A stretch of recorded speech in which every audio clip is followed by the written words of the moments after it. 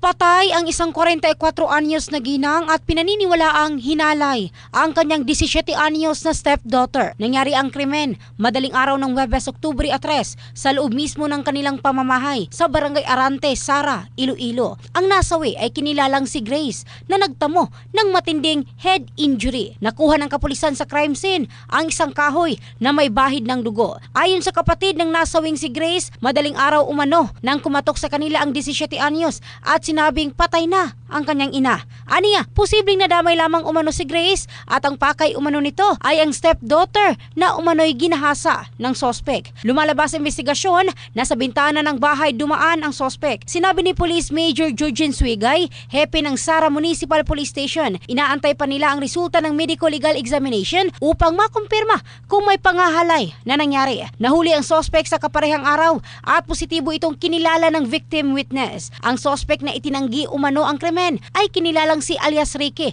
34 anyos, promodizer ng isang mini-mart na residente ng Barangay Villahermosa. Patuloy ang investigasyon. In the heart of changing lives, ito si Michelle Craste ng Brigada News, Philippines, The Music and News Authority.